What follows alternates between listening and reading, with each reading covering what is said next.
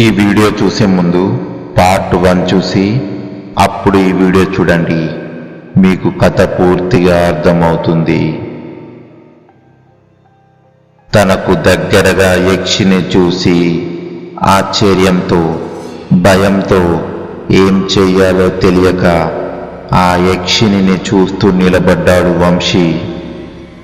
అప్పుడు తన మనసులో ఇలా అనుకున్నాడు, నేను తన కళ్ళలోకి చూశానే అనుకో, తన వశమైపోతాను అని అనుకుంటూ కళ్ళు మూసుకొని అలాగే నిలబడ్డాడు వంశీ. తన స్నేహితులందరినీ అందరూ కళ్ళు మూసుకోండి, తన కళ్ళలోకి చూడకండి అని చెప్పాడు. అందరూ అలాగే కళ్ళు మూసుకొని ఓ 5 నిమిషాలు నిలబడ్డాడు. ఎలాంటి శబ్దము లేదు, అంతా నిశ్శబ్దం. వంశీ మెల్లగా కళ్ళు తెరిచాడు. తన ఎదురుగా నది దార కనిపించింది. అంటే తను వెళ్ళిపోయింది అని అర్థమైంది వంశీకి. వెంటనే తన స్నేహితులకు కళ్ళు తెరవండిరా అన్నాడు. అందరూ కళ్ళు తెరిచి చూశారు. ఏమైందిరా, ఏమైంది అని అడిగారు. ఆమె వెళ్ళిపోయింది అని అన్నాడు వంశీ. ఆ దూరంగా కనిపించిన ఆమె నా అన్నాడు అంజీ. దూరంగా ఏంటిరా, దగ్గరగా వచ్చింది కదా అన్నాడు వంశీ. అందరూ ఆశ్చర్యపోయారు. ఎవరు వచ్చారా, మాకు ఎవరూ కనిపించలేదు కదా అన్నాడు వంశీ. అప్పుడు వంశీకి అర్థమైంది, తనని నేను తలుచుకున్నాను కదా, అందుకే నాకే కనిపించింది. ఏం లేదు, వెళ్దాం పదండి. అందరం మళ్ళీ నడక సాగించారు. అలా వెళ్తున్నప్పుడు అరే వంశీ అని పిలిచాడు అంజీ. ఇప్పుడైనా నిజం చెప్పరా, ఈ అడవిలో ఎందుకు వచ్చాము, నువ్వు ఎక్కడికి వెళ్తున్నావు, మమ్మల్ని ఎక్కడికి తీసుకువెళ్తున్నావు అని అడిగాడు. అవునురా వంశీ, ఈ అడవి గురించి తెలిసి, ఇక్కడికి ఎవరు ఉంటారో తెలిసి నువ్వు వచ్చావు. నిన్ను ఒక్కడినే వదలడం ఇష్టం లేక మేము వచ్చాము. మా ప్రాణాల్ని బలి ఇవ్వడం, మిమ్మల్ని ఏమైనా జరిగితే బలించలేను అంటున్నాడు కదా, అసలు ఇక్కడికి ఎందుకు వచ్చావురా, మా అందరి ప్రాణాలు పోతాయని తెలిసి కూడా రావడం మూర్ఖత్వమే కదా అని గట్టిగా అడిగారు అందరూ.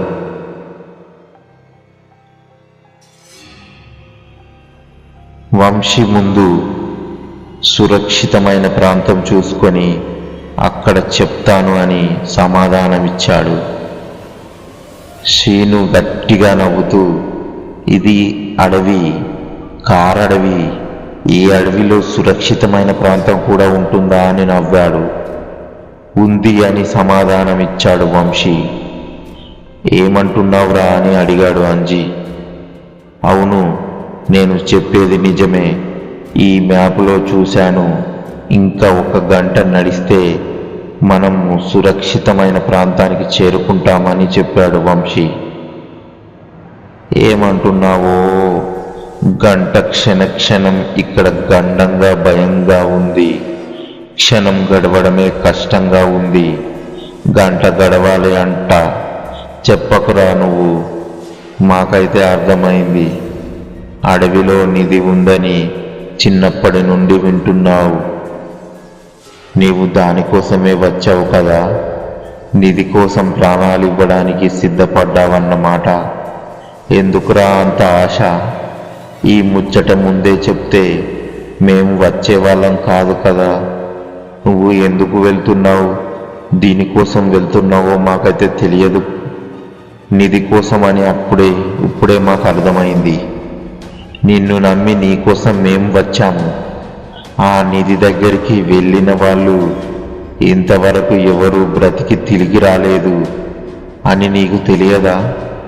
మాతో ఒక్క మాట అయినా చెప్పొచ్చు కదరా, ఇంత స్వార్థపడువనా నువ్వు అని ముగ్గురు గట్టిగా వాదించారు కోపంగా వంశీ మీద. వంశీ, అయిందా మీ వాదన? నేను నిధి కోసం రాలేదు, నాకు నిధి అవసరం లేదు, నేను ఎందుకు వచ్చానో చెప్పానా? వింటారా? మీరైతే వినండి. అందరూ ఆతృతతో ఏం చెప్తాడా అని ఎదురు చూస్తున్నారు వంశీ వైపు. నేను వచ్చింది ఈ అడవిలోకి నిధి నిక్షేపాల కోసం కాదు, నేను మా నాన్న కోసం వచ్చాను అని చెప్పాడు వంశీ. ఆ మాట వినగానే ముగ్గురు ఆశ్చర్యపోయారు. ఏమంటున్నావురా? మీ నాన్న ఎప్పుడో నీ చిన్నప్పుడు చచ్చిపోయాడు కదరా, ఇదేం కొత్త కథ అల్లుతున్నావురా అని గట్టిగా అడిగారు ముగ్గురు. ఇది కథ కాదు, నిజం. నేను మీలాగే అనుకున్నాను మా నాన్న చనిపోయాడని, కానీ మా నాన్న బ్రతికే ఉన్నాడు అని ఈ మధ్య తెలిసింది. నేను ఒకరోజు ఆఫీస్ నుండి వచ్చాను, అమ్మమ్మ నాయనమ్మ అమ్మ కనిపించడం లేదు ఇంట్లో. ఇల్లంతా వెతికాను. ముగ్గురు కలిసి ఒకేసారి ఎక్కడికి వెళ్ళారు వీళ్ళని అని ఆలోచిస్తూ కూర్చున్నాను. అమ్మ ఫోన్ రింగ్ చేశాను, రింగ్ అవుతుంది. ఆ రింగ్ సౌండ్ నాకు వినబడుతుంది. ఇంట్లో నుండి అప్పుడు అమ్మ బెడ్రూమ్లోకి వెళ్ళి మంచం మీద ఒక పుస్తకం కనిపించింది. అమ్మ ఎప్పుడు ఆ పుస్తకాన్ని పట్టుకొని ఆ పుస్తకాన్ని తెరిచి చదువుతూ ఆలోచిస్తూ ఉంటుంది. ఎప్పటి నుంచో చూస్తున్నాను, ఎన్నోసార్లు అడిగాను, ఈ పుస్తకం ఏంటమ్మా, ఒక్కసారి ఇవ్వమని చూస్తాను అని. అమ్మ ఒక్కటే మాట చెప్పింది, ఎప్పుడు ఈ పుస్తకాన్ని తెరిచి చూడరా. ఆ రోజు అమ్మ చెప్పిన మాట గుర్తుకు వచ్చిన ఆ పుస్తకాన్ని చూడాలని నా మనసు ఒకటే లాగింది. వెంటనే ఆ పుస్తకాన్ని చేతిలోకి తీసుకొని ఓపెన్ చేశాను. అర్థం కాని భాషలో ఏవేవో రాసి ఉన్నాయి. ఎన్నో రకరకాల బొమ్మలు, ఎన్నో అందమైన అమ్మాయిల బొమ్మలు. అసలు నాకు అర్థం కాలేదు. అందులో ఒక కాగితం దొరికింది. అందులో ఇలా రాసి ఉంది, నా ప్రియమైన మాలతీకి ఈ ఉత్తరం రాస్తున్నది. చూడు మాలతి, నేను నిన్ను పుట్టబోయే బిడ్డకు ప్రాణం కన్నా ఎక్కువగా ప్రేమిస్తున్నాను. మిమ్మల్ని వదిలి వెళ్ళడం నాకు ఇష్టం లేదు, కానీ నేను చేస్తున్న రీసెర్చ్ అలాంటిది. నేను అడవిలోకి వెళ్తున్నాను. అడవి మధ్యలో ఒక పురాతనమైన శివాలయం ఉంది. అక్కడ చాలా వింతలు జరుగుతూ ఉంటాయని విన్నాను. నేను అవన్నీ రీసెర్చ్ చేయడానికి వెళ్తున్నాను. అక్కడ యక్షిణులు ఉంటారని విన్నాను. నేను ఎన్నో సంవత్సరాల నుండి వాళ్ళ మీదనే రీసెర్చ్ చేస్తున్నాను. ఇప్పుడు నేను అడవిలోకి వెళ్ళాల్సి వస్తుంది. నేను రావడానికి ఎన్నో ఏళ్ళు పడతాయి, తెలియదు. వస్తానో రానో కూడా తెలియదు. కానీ నీకు పుట్టబోయే నా బిడ్డ, మా అమ్మ, మీరంతా జాగ్రత్త. ఎక్కడ ఎప్పుడు నేను వచ్చేదాకా నా పేరు ఎవరు ముందు చెప్పకూడదు. నాకు పుట్టబోయే బిడ్డ తండ్రి నా పేరు మాత్రం ఎక్కడ చెప్పకు. ఇలా ఎందుకు చెప్తున్నానంటే, నా పేరు వల్ల మీ అందరూ ఎలాంటి ప్రాబ్లంలో చిక్కుకోవద్దు. నేను చేస్తున్న రీసెర్చ్ చాలా ప్రమాదకరమైనది. నేను చేస్తున్న రీసెర్చ్ గురించి అంతా ఈ పుస్తకంలో ఉన్నది. దీన్ని జాగ్రత్తగా పెట్టండి. ఎప్పుడైనా ఏదైనా ప్రమాదం వస్తే ఈ పుస్తకంలో ఉన్నట్టు చెయ్యండి. మీకు మీరు రక్షించుకుంటారు. ఇంకా ఉంటాను, నీ భర్త మహేంద్ర వర్మ అని రాసి ఉంది. అది చదివి నేను చాలా ఆశ్చర్యపోయాను.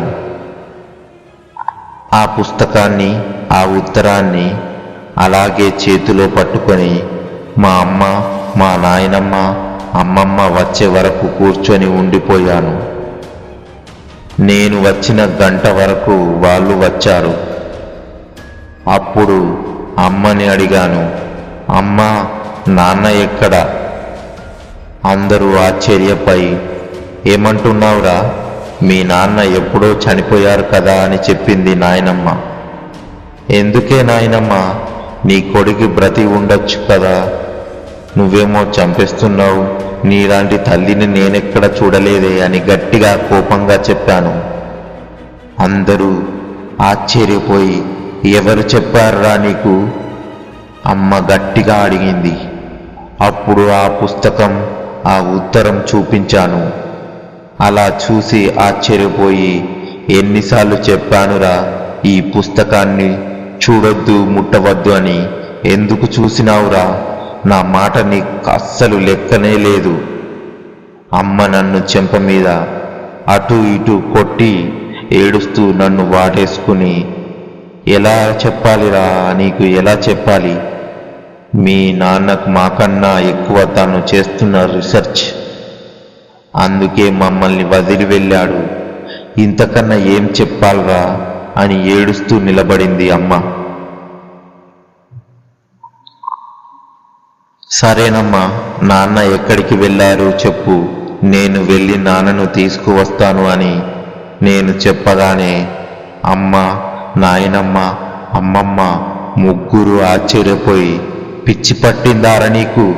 మీ నాన్నకు పిచ్చి పట్టి వెళ్ళిపోయాడు, నీవు కూడా మీ నాన్నలాగే వెళ్ళిపోతావారా అని నాయనమ్మ కోపంతో నన్ను తిట్టి వచ్చి ఆ చెంప ఈ చెంప రెండూ వాయించి చేసింది.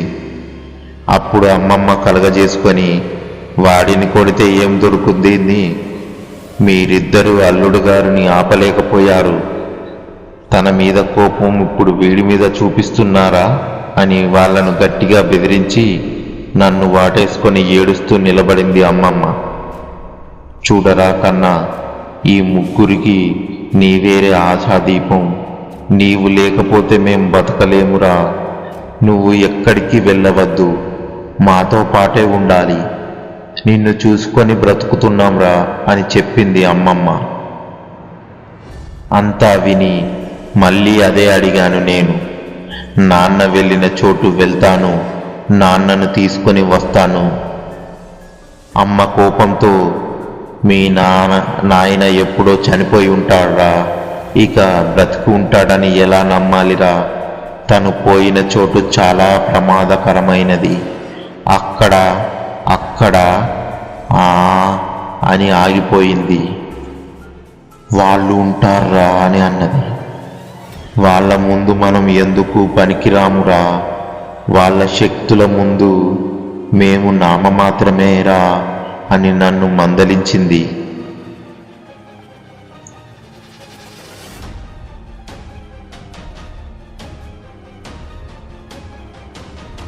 కానీ నేను మాత్రం నాన్నని తీసుకువస్తానని గట్టిగా వాదించి నిలబడ్డాను. పట్టుకున్న పట్టు విడువని వాళ్లకు అర్థమయ్యి నన్ను ఒక స్వామీజీ దగ్గరకు తీసుకొని వెళ్ళారు. నేను రానని ఎంత చెప్పాను, కానీ నా మాట వినకుండా అమ్మ, నాయనమ్మ, అమ్మమ్మ పట్టుబట్టి నన్ను తీసుకువెళ్ళారు. కానీ ఈ స్వామీజీలు, పూజారులు ఇవన్నీ నమ్మలేను అని నాకు తెలుసు, అయినా వెళ్ళక తప్పలేదు. అది ఎక్కడో ఊరికి దూరాన ఒక ఆశ్రమం ఉంది. ఆ ఆశ్రమాన్ని చూసి నిజంగా ఆశ్చర్యపోయాను. చాలా పెద్దది. మీరెప్పుడైనా విన్నారో లేదో, ఆ ఆశ్రమం గేట్లు అడుగు పెట్టానో లేదో విచిత్రమైన గాలి వీచడం మొదలయింది. నా ప్రతి అడుగులో ఏదో తెలియని ఆరాటం నాలో మొదలైంది. అలా ఎందుకు అవుతుందో నాకు అర్థం కాక అమ్మతో చెప్పాను. అమ్మ ఇలా చెప్పింది, కంగారు పడవలసిన పని లేదు, మేము వచ్చింది చాలా సురక్షితమైన ప్రదేశానికి. నీ ప్రతి ప్రశ్నకు స్వామీజీ గారు ఇస్తారు సమాధానం. కంగారు పడకుండా విను. వారిని అడుగడుగున ఒక లక్ష్మణ రేఖను వారు గీస్తారు. అప్పుడు నువ్వు సురక్షితంగా వెళ్ళవచ్చు. అందుకే నీకు ఇక్కడికి తీసుకువచ్చాను. ఇక్కడ మీ నాయనమ్మ మీ అమ్మమ్మ ఎన్నో సంవత్సరాల నుండి వస్తూ ఉంటారు. మీ నాన్న ఆ అడవిలో వెళ్ళినప్పటి నుండి నేను వీళ్ళతో పాటు వచ్చి ఇక్కడ పూజలు చేస్తూ ఉన్నాము. అందుకే మనమందరం సురక్షితంగా ఉన్నాము ఇన్నాళ్ళ నుండి అని చెప్పిన వంశీ వాళ్ళ అమ్మ మాలతి. తన తల్లి మాటలు విన్న వంశీ వినడం ఒక ఎత్తు, చూడడం మరో ఎత్తు అని తన మనసులో అనుకుని ఆశ్రమం లోపల వెళ్ళాడు. అక్కడ ఎంతోమంది సాధువులు సన్యాసులు ఉన్నారు. ఎవరి ధ్యానముద్రలో వాళ్ళు లీనమై ఉన్నారు. వాళ్ళందరినీ చూస్తూ వాళ్ళందరినీ దాటుతూ లోపలికి వచ్చాడు. నాన్న నువ్వు ఇక్కడే ఉండు అని చెప్పి వంశీ నాయనమ్మ లోపలికి వెళ్ళింది. అలా వెళ్ళిన ఓ 15 నిమిషాల తర్వాత బయటకు వచ్చి, నాన్న వంశీ రా బాబు రా, త్వరగా రా అని లోపలికి తీసుకొని వెళ్ళింది. అక్కడ ఎంతో ప్రశాంతమైన వాతావరణం, అంతా ఏదో తెలియని మనశ్శాంతి. ఎంతో ప్రశాంతంగా అక్కడ స్వామీజీ తన ధ్యానముద్రలో కూర్చొని ఉన్నారు. సుమారు అతని వయసు తెలియదు ఎంత ఉంటుందో, కానీ చాలా వృద్ధుడు అయి ఉన్నాడు. అడిగి తెలుసుకుంటానని మనసులో అనుకున్నాను. వంశీ వెళ్ళి తనని సాష్టాంగ ప్రణామం చేసి అలాగే నిలబడి చూస్తున్నాడు వంశీ. స్వామీజీ మెల్లగా కనులు తెరిచి వంశీ వైపు చూసి పైన ఒక చిరునవ్వుతో స్వాగతిస్తూ తన చేతితో సైగ చేసి కూర్చోమ్మని చెప్పాడు. వంశీ తన ముందు కూర్చున్నాడు. నవ్వుతూ సైగతో చెప్పు అన్నాడు స్వామీజీ. వంశీకి అర్థం కాక అలాగే చూస్తున్నాడు. వంశీ నాయనమ్మ అరే చెప్పుమంటున్నారా, చెప్పురా అని చెప్పింది. నాకేం తెలిసే, తన సైగలు నాకెలా అర్థమవుతాయి అని మెల్లగా నాయనమ్మ చెవిలో గుసగుసలాడాను. సరేలా, ఏం చెప్పదలుచుకున్నావు అని చెప్పింది వంశీ నాయనమ్మ. స్వామీజీ అని 2 చేతులు జోడించి నమస్కారం పెట్టి, మీకు మా గురించి అంతా తెలుసు, నేను వేరేగా చెప్పనవసరం లేదు, డైరెక్ట్గా పాయింట్కు వచ్చేస్తున్నాను. నేను మా నాన్నను వెతికి తీసుకువస్తా, ఆ అడవిలోకి వెళ్తాను అని చెప్పాను. నాయనమ్మ అమ్మమ్మ అమ్మ వీళ్ళ ముగ్గురు ఎందుకో చాలా భయపడుతున్నారు. అందుకే మీ దగ్గరకు తీసుకువచ్చారు. మీరు మీ గురించి నాకు తెలియదు, మీరు చెబితే మీ మాట వింటారు అని అర్థమైంది. దయచేసి వీళ్ళను ఒప్పించండి. నేను మా నాన్న తిరిగి తీసుకువస్తాను. దయచేసి స్వామీజీ నన్ను అర్థం చేసుకోండి. నాన్న బ్రతికి ఉన్నారని తెలిసి ఇలా చేతులు ముడుచుకొని నేను ఉండలేను. నాకు నా ప్రాణం ముఖ్యం కాదు, మా నాన్న ప్రాణాలు ముఖ్యమని చెప్పినాడు వంశీ. స్వామీజీ సమాధానం కోసం ఎదురు చూస్తూ కూర్చున్నాడు.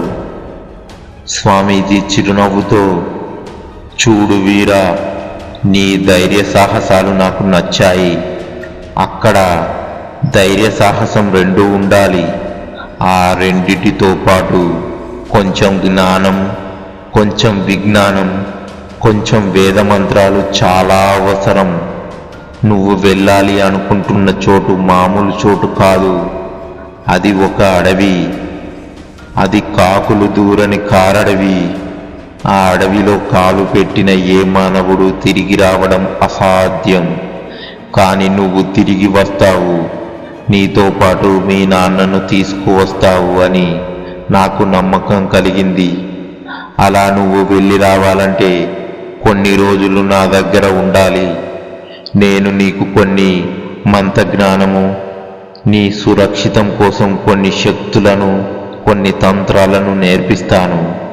అవి నువ్వు నేర్చుకున్నావే అనుకో, నిన్ను ఏ శక్తి ఆపలేదు.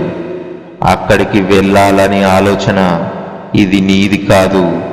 అక్కడ నీ కోసం ఎదురు చూస్తూ ఉండి అని చెప్పి స్వామి ఆగిపోయాడు. వంశీ, స్వామీజీ, నా కోసం ఎవరు ఎదురు చూస్తున్నారు, ఎందుకు ఎదురు చూస్తున్నారు అని అడిగాడు. అన్నీ వివరంగా వివరిస్తాను, తొందరెందుకు, మరి ఇక్కడ ఉంటావా కొన్నాళ్ళు అని అన్నారు స్వామీజీ. ఆలోచనలో పడ్డాడు. కొన్నాళ్ళంటే ఎన్నాళ్ళు అని ఆలోచించసాగాడు. అప్పుడు స్వామీజీ చిరునవ్వుతో, నీ మనసులో కదులుతున్న కదలికలు నాతో చెప్పవచ్చు అన్నారు స్వామీజీ. చూడండి స్వామీజీ, ముందే చాలా ఆలస్యమైంది. నాన్న ఎలా ఉన్నారో ఏమో, ఇంకా సమయం వృధా చెయ్యలే, అదే ఆలోచిస్తున్నా అన్నాడు వంశీ. తర్వాత ఏం జరగబోతుందో తెలుసుకోవాలంటే వీడియోని లైక్ చేసి పార్ట్ 2 అని కామెంట్ చేసి మీకేమనిపించిందో తెలియజేయండి. మీరు సబ్స్క్రైబ్ చేసుకున్నట్లయితే తర్వాత యక్షిని ఏం చేయబోతుందో మీరు తెలుసుకోగలుగుతారు. Thank you for watching our videos. Yakshini.